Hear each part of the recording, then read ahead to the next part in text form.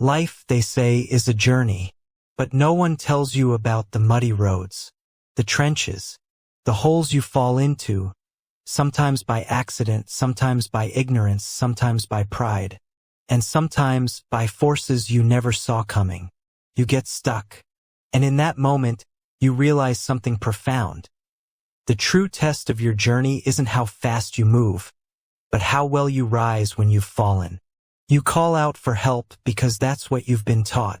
That's what you believe in. Your siblings, your parents, your friends, your spiritual warriors, they're supposed to be your safety net, your lifeline. But what happens when the very people you trust start questioning you? How did you get stuck? They ask. What were you thinking?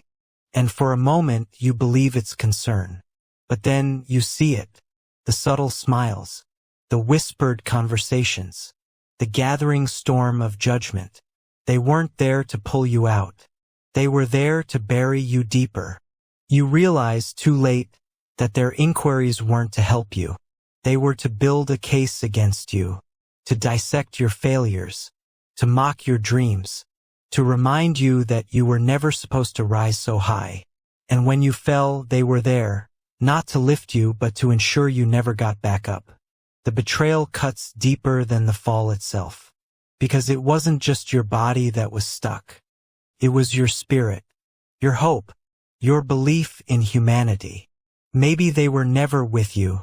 Maybe they were afraid of where you were going, afraid of a version of you they couldn't control, a version of you they couldn't imagine. And so, when you stumbled, they rejoiced, because your fall validated their fears. Your failure confirmed their doubts, and in their eyes you were no longer a threat, just a cautionary tale. You turned to your faith, your last refuge, but even there the attacks come. Dark forces you can't see, can't fight. Your spiritual zeal falters. Your prayers feel hollow.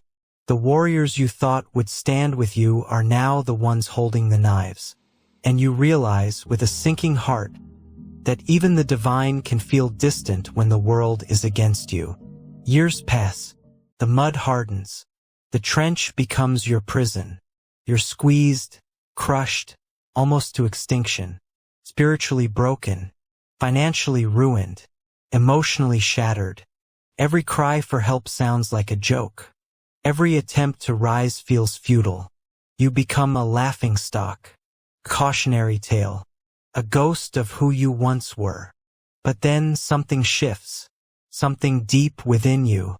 You realize that your rise was always from within. Your failures, your falls, your betrayals, they were from without. And though your spirit is shaken, it's not broken. Not completely. And in that realization, you find your strength.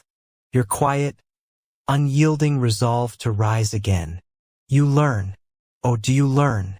You learn that not every vehicle is built for the off-road.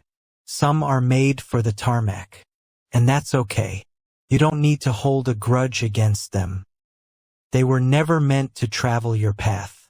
You learn that even those who off-road alongside you have different destinations, different purposes, different levels of understanding. And that's okay too. You don't need to resent them. You just need to focus on your journey.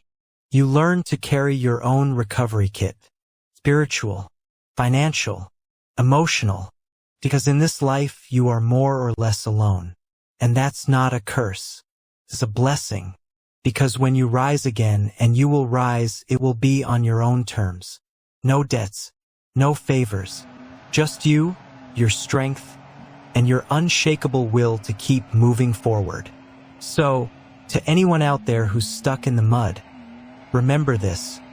Your fall is not your end.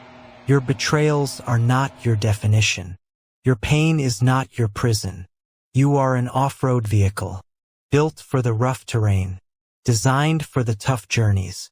And no matter how deep the trench, how thick the mud, or how loud the laughter, you will rise. Because your strength comes from within. And within you, there is no limit to how high you can fly.